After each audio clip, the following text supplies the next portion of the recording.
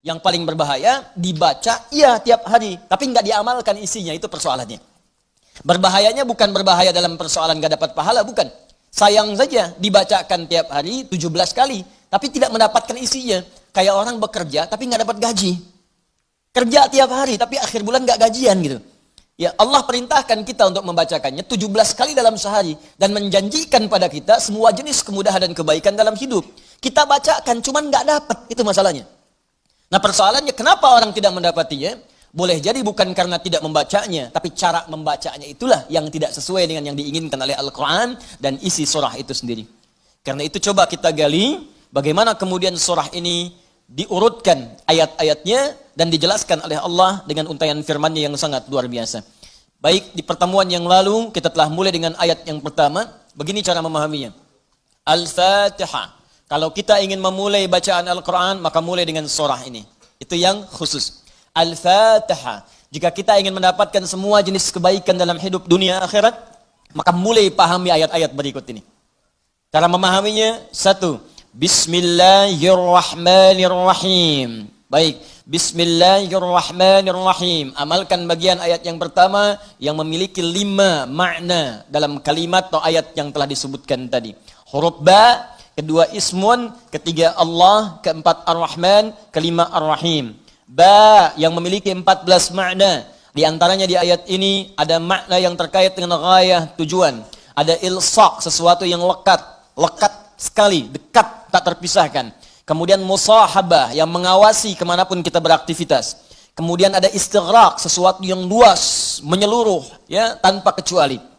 Lalu kita mengatakan bismillah, baknya kita sebutkan, ini artinya jadikan semua aktivitas kita tanpa kecuali, istighraq. Dari bangun tidur sampai tidur lagi, lakukan ghayah semua lillah karena Allah Subhanahu wa taala. Jadi kalau ingin dibukakan pintu kebaikan oleh Allah, Al-Fatihah, ingin semua dibuka baik, seluruh aktivitas kita, maka niatkan semua yang baik-baik karena Allah. Itu kunci pertamanya. Bangun tidur, niatkan karena Allah. Di begitu Anda bangun, niatkan semua aktivitas karena Allah Subhanahu wa taala. Karena itu saat kita bangun tidur, semua ditujukan karena Allah. Alhamdulillahilladzi ahyana ba'dama amatana wa ilaihin nusyur. Jadi kalimat pertama dengan akhir itu karena Allah. Alhamdulillah, terima kasih ya Allah, saya diberikan kesempatan hidup lagi saat ini. Padahal engkau bisa wafatkan aku dalam tidur tadi. Dengan izinmu, ya, sesuai dengan ajal darimu, aku diberikan semua kesempatan untuk hidup lagi. Alhamdulillah, semua pujian aku berikan kepadamu. Lillah. Di ujungnya, wa ilaihin nusyur. Maka sekarang aku akan beraktivitas mencari bekal sebagai persiapan pulang kepadamu. Wa ilaihi, untuk Allah Subhanahu wa taala. Makanya kalau Anda mengucapkan doa ini saat bangun tidur, kita sudah berjanji. Semua aktivitas di hari itu kita akan tujukan karena Allah saja. Mencari bekal, bukan karena yang lain.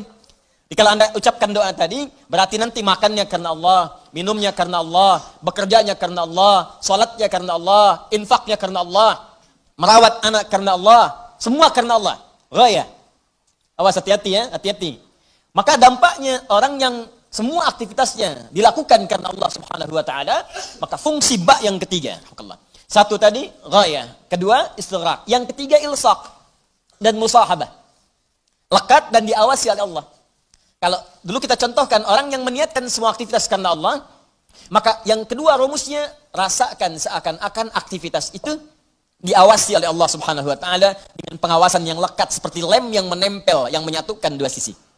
Ya, mau minum, rasakan diawasi oleh Allah. Bismillah, minum, lakukan karena Allah. Maka mohon maaf, ketika minum Anda dikerjakan karena Allah dan merasa diawasi oleh Allah, ini kuncinya. Awas, ini kuncinya. Karena ada orang yang melakukan sesuatu karena Allah, tapi nggak merasa dilihat. Nggak merasa diawasi. Ini saya tanya pada Anda, maaf ya, tadi saat sholat itu, sholatnya karena Allah bukan? Jawab aja, karena Allah bukan?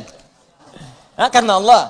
Baik, kalau sesuatu dikerjakan karena Allah, maka rumus keduanya, rasakan Allah mengawasi kita.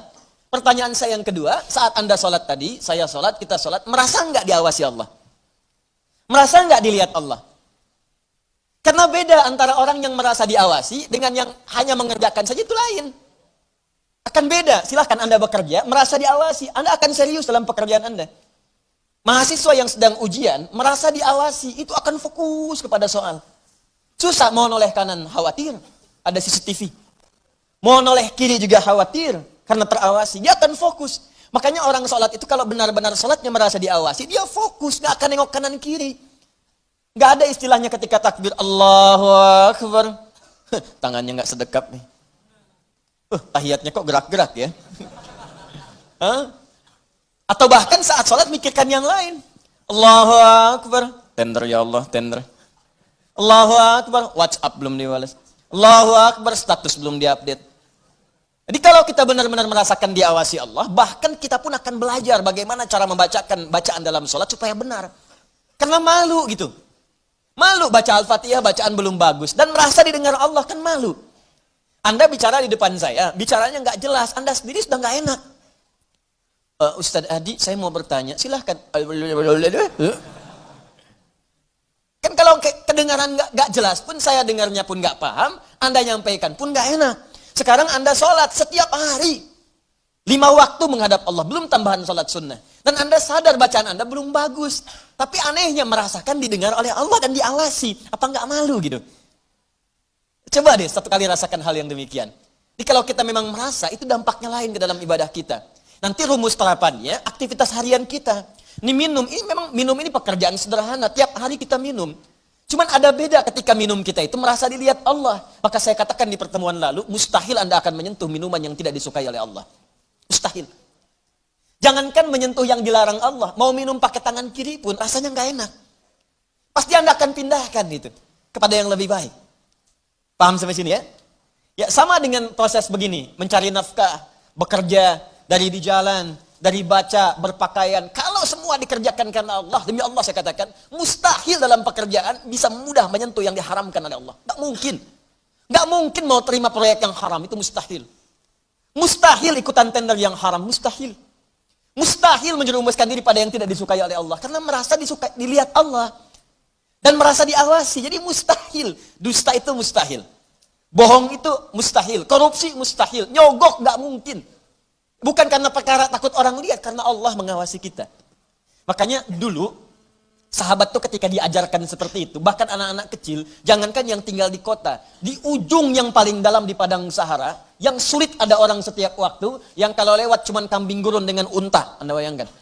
Lewat kambing gurun, unta, kambing gurun, unta, kambing gurun, unta. Tapi perhatikan bagaimana mereka mengamalkan huruf ba dalam Bismillahirrahmanirrahim.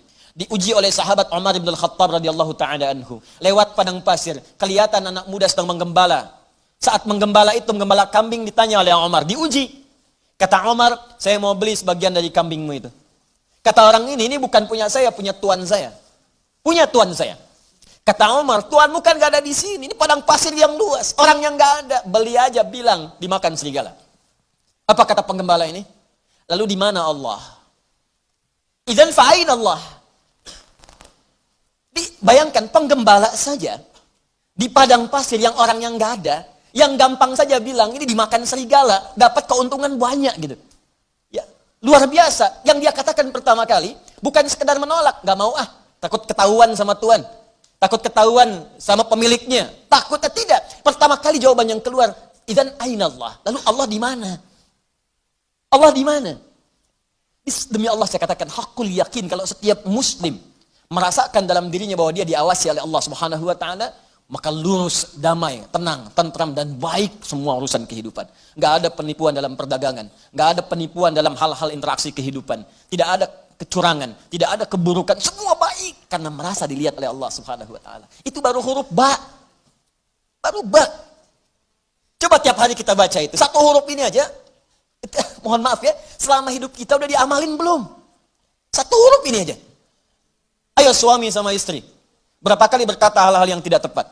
Istri terhadap suami, berapa kali menerangkan sesuatu yang tidak tepat? Anak pada orang tua kepada anak. Walaupun hal-hal yang ringan, Bapak mau permen, nanti Papa beliin 1 truk. Kapan truknya datang? Ini huruf ba saja satu gitu. Anda menuntut banyak dari Allah, tapi Allah meminta kita mengamalkan 1 huruf aja, kita nggak maksimal. Coba lihat tuntutan kita setiap hari. Ya Allah lancarkan usahaku. Ya Allah luluskan dalam kuliahku. Ya Allah mudahkan pernikahanku. Ya Allah berkahi hartaku. Ya Allah lancarkan pekerjaanku. Banyak yang diminta, sembuhkan aku. Kata Allah, aku berikan semuanya. Amalin 1 aja huruf ba. Ba. Ketika benar mengerjakannya, ismun. Bimakna sumuun, bimakna raf'un. Terangkat, dimuliakan, ditinggikan. Ketika benar mengamalkannya, maka Allah akan berkenan meninggikan derajat kita, memuliakan kita pada semua aktivitas yang kita kerjakan dalam kehidupan kita. Syaratnya satu, kerjakan semua karena Allah Subhanahu wa taala. Allah sifatul uluhiyah wal ubudiyah, al-ma'budu bil haqqi aw al haqqil ma'bud. Bukan sekedar menunjukkan aktivitas karena Allah saja, tapi lekatkan dua sifat saat mengerjakannya. Saya mau minum ya, saya ucapkan bismillah. Bukan sekedar merasakan Allah mengawasi kita saja, tapi rasakan yang mengawasi kita punya sifat uluhiyah, sifat ketuhanan. Ini Tuhan saya. Allah. Gambarannya begini, maaf ya, gambarannya begini. Pimpinan saja, pimpinan di kampus, rektor, mengawasi ujian Anda serius. Pimpinan di kantor, mudir, direktur utama, mengawasi Anda begitu serius. Pengawas saat Anda bekerja, maaf, di sekolah, di SD, di SMP, di SMA, ada pengawas, maka semua guru-guru serius. Semua serius. Sekarang, yang mengawasi kita bukan makhluk lagi. Pencipta rektor, pencipta direktur, pencipta kemudian pengawas, pencipta semuanya. Jauh di atas mereka semua. Maka orang-orang yang merasakan langsung Allah, Tuhan yang mengawasi saya, maka setidaknya keseriusan itu lebih bertambah daripada sebelumnya. Itu poinnya. Dirasakan saat Anda mengerjakan sesuatu, langsung Allah yang mengawasi saya ini, bukan yang lain. Di saat bekerja, rasakan Allah yang mengawasi saya. Saya nggak peduli, ada manajer, nggak ada direktur, terserah. Ada supervisor, tidak ada supervisor, terserah. Yang penting Allah mengawasi saya. Itu poin pertama. Awas, ini perkaranya ringan nih. Ya. Kelihatannya sedikit kecil, ringan. Tapi dampaknya besar si Allah Subhanahu wa taala. Jika benar kita mengerjakannya dengan menuhankan Allah dan merasakan pengawasan Allah Subhanahu wa taala, maka nanti lihat dua terakhir di bagian penutup ayat tadi. Yang kedua, sifat ubudiyah. Ini yang sering gagal di sini. Haqqul ma'bud wal ma'budu bil haqq. Yang berhak untuk disembah dan yang disembah dengan yang sebenar-benarnya. Saya jelaskan di pertemuan yang lalu. Ya, siapa dia? Allah. Sifat dari nama Allah yang kedua adalah sifat yang menjadikan semua aktivitas kita niatkan sebagai ibadah karena Allah yang dipertuhankan tadi. Jadi kalau mau minum, bukan sekedar minum. Niatkan karena Allah sebagai ibadah. Kalau mau makan, niatkan karena Allah sebagai ibadah. Mau berpakaian, niatkan karena Allah sebagai ibadah. Makanya orang-orang yang berpakaian yang niatnya ibadah, gak akan cari pakaian yang ngebuka aurat. Katanya karena Allah, tapi pakaiannya aurat terbuka. Coba akhlak dia yang di bawah. Bu, ya. Coba ada ibu lihat. Bismillahirrahmanirrahim. Pakainya memang bismillah, tapi rambutnya tersingkap. Jilbabnya nggak dikenakan gitu. Lalu di mana Allah pada saat mengucapkan bismillah itu? Kok bisa ke masjid pakai mukena ditutup, keluar dari situ pakai rok lagi? Ustadz lihat, tidak. Cuman ya gimana gitu. Ya. Kebayang nggak? Pernah menemukan yang seperti itu? Tuh. Ya kok bisa gitu kan? Di luar pakai rok, begitu masuk masjid kemudian ditutup semuanya. Kenapa Pak? Ibu kenapa ditutup? Mau sholat Pak? Terus kalau sholat ditutup? Iya, kenapa? Kan menghadap Allah. Lalu Allah itu cuma ada di masjid.